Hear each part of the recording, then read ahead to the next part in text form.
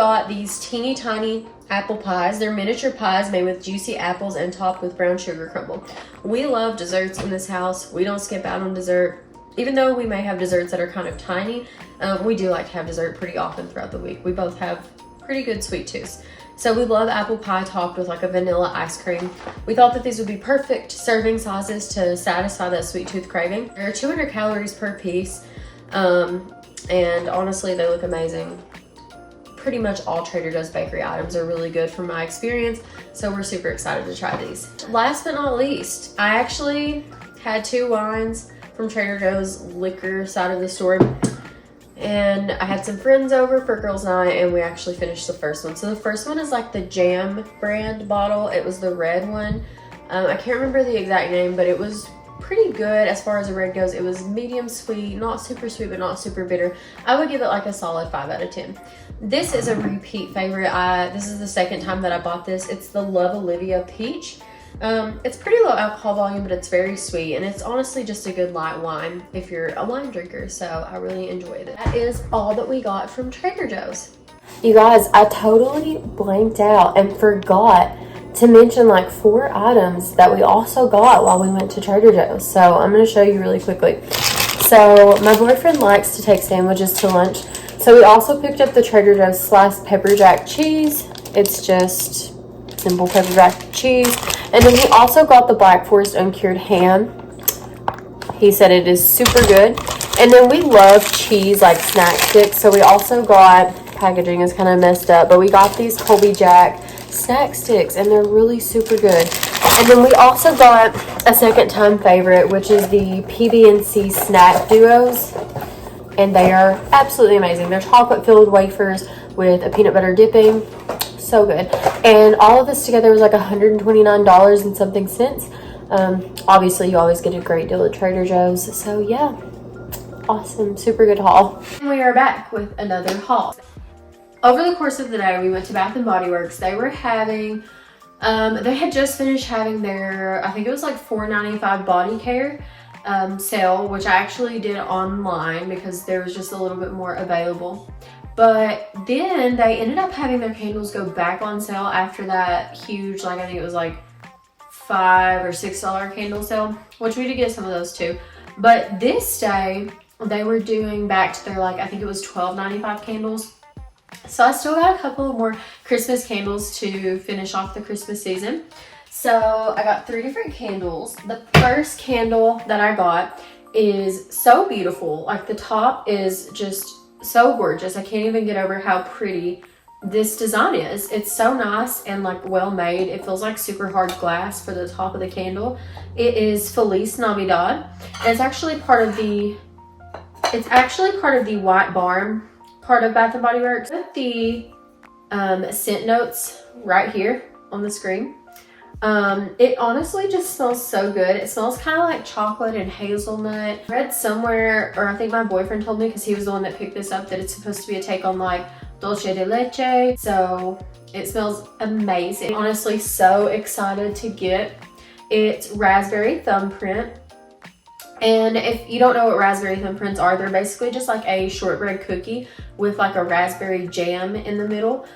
And they're so good, and this smells spot on to raspberries. It is, or a raspberry thumbprint. It is so awesome. Then the last candle that I got is, oh my god, like this just gives me all the cozy pink Christmas vibes. This one is called Pink Hot Cocoa, or Hot Pink Cocoa. And oh, it's just like, you can smell like the cocoa and the marshmallows and the milk and maybe even a hint of caramel. I don't know if I'm just making that up. But oh my god, it smells so good. I got 5 hand soaps. One of the hand soaps I don't have because I actually gave it away as a Christmas gift. But the hand soaps that I got for the 5 for $27 hand soap sale, I got the Twisted Peppermint. I'm a huge peppermint scented fan.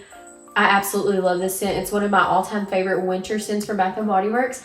And Twisted Peppermint is just such a good scent. It's just absolutely phenomenal. If you like sweet peppermint scents, this is just amazing.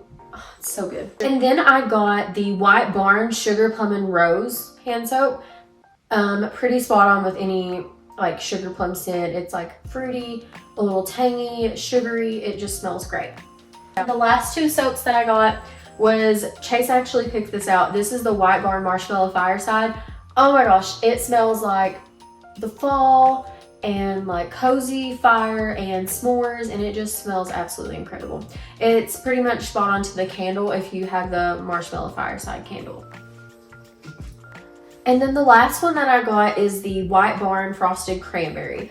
I absolutely love cranberry. It's one of my favorite winter flavors. It's one of my favorite winter scents, and this is just spot on again with the cranberry scent. It's really, really good. Moving on to current winter books. I have been into 2 winter books recently. So the first one I actually finished was Merry Little Meet Cute by Julie Murphy, and I cannot think of the other author that co-writes it. But that was amazing. I got that 5 stars on my GoodReads. I'll link my GoodReads down below if anybody wants to follow me. But this is Wreck the Halls by Tessa Bailey. I'm only about 97 pages in right now, so I'm really just kind of getting into the story. But so far, I like it a lot. It is about a boy and a girl who are a son and daughter of a former rock band, and they end up coming together for a reuniting. The synopsis says, Melody Gallard may be the daughter of music royalty, but her world is far from glamorous. She spends her days restoring old books and avoiding the limelight. One awkward tabloid photo was enough, thanks. But when a producer offers her a lot of money to reunite her mother's band on live TV, Mel begins to wonder if it's time to rattle the cage, shake up her quiet life, and see him again. The only other person who could wrangle the rock and roll divas. Pete Dawkins, the lead singer's son, is Melody's opposite. The camera loves him, he could charm the pants off anyone, and his mom is not a potential cult leader. Still, they might have been best friends if not for the legendary feud that broke up the band. When they meet as teenagers, Mel felt an instant spark, but it's nothing compared to the wild, intense attraction that builds as they embark on a madcap mission to convince their mothers to perform one last show. Will, dealing with rock star shenanigans, a 24-hour film crew, brawling Santas, and mobs of adoring fans, Mel starts to step out of her comfort zone. With Beat by her side, cheering her on, she's never felt so understood. But Christmas Eve is fast and approaching, and a decades-old scandal is poised to wreck everything. The Steelbirds reunion, the relationships with their mothers, and their newfound love. It's great, and I highly recommend so far. So the second Christmas book that I actually just recently, I wasn't planning on reading another Christmas book before the end of the year. However, of course, Bookstagram, if you will, has the ability to reel you in. I love indie authors. I think there's so much hidden talent. And so I've been following a lot of new ones recently. So I actually ran into this book. It's available on Kindle for free, I believe, if you have Kindle Unlimited. It's called If You Give a Grump a Holiday Wish List. And I just thought, first of all, the cover drew me in because it is just so freaking cute. But I started to read it. It's a really short Christmas read, which honestly I kind of prefer with Christmas holiday books just because there's so many cute ones that I like to read during the holiday season, and I feel like they keep your attention the shorter that they are, or at least personally for me, they do. So this is the cover. Look how adorable that this book is. How adorable is this? Are we seeing this? This is the cutest thing in the world. And this is by Anne Einerson.